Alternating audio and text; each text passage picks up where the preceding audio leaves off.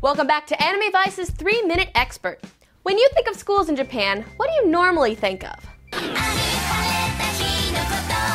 Right, the uniforms. Well, we'll get to that, but first, let's talk about Japan's school system. If you're paying attention to the Japanese in your anime, you may notice that in each school, characters are often referred to as first year, second year, third year, etc. だから今日のところはまだ高等部の生徒じゃないってことね。そうだったんだ。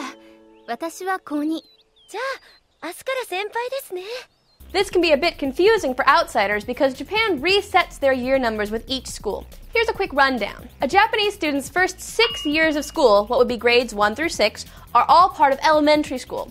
Then comes 3 years of middle school, which are the equivalents of grades 7 through 9, but the numbers start over again, so once again, first, second, and third years.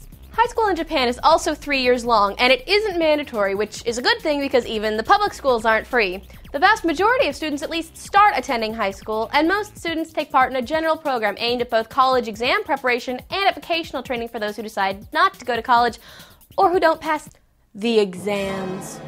Well, maybe going to college isn't your thing. Yeah, that's what the Dean of Admissions told me. And my therapist and my tutor and my life coach and the guy who sold me those stupid prep books. Ah, yes, the infamous college entrance exams. If you've ever watched Love Hina or Meisou ni Koku, you're already familiar with the concept. Universities have their own entrance examinations and for the most part enroll those with the top scores. Oh my God!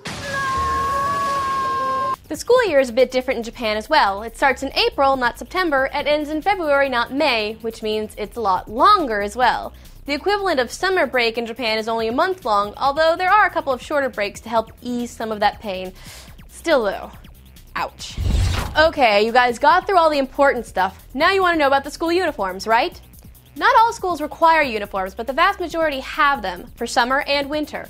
There's always someone in every class who forgets the switch. Good morning, sis. And that someone is my sister. These uniforms were originally very Japanese, a hakama set, and were eventually replaced with military-esque uniforms. As Japan's military uniforms were based on ones from Europe at the time, so were the school uniforms. Eventually, a woman named Elizabeth Lee, who had lived in Britain, established a sailor suit uniform at a women's school in the 1920s, and thus was born the seifuku.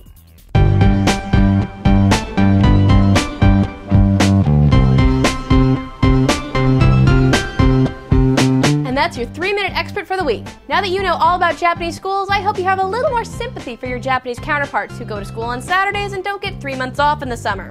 Tune back in next week for another 3-minute expert at Anime Vice.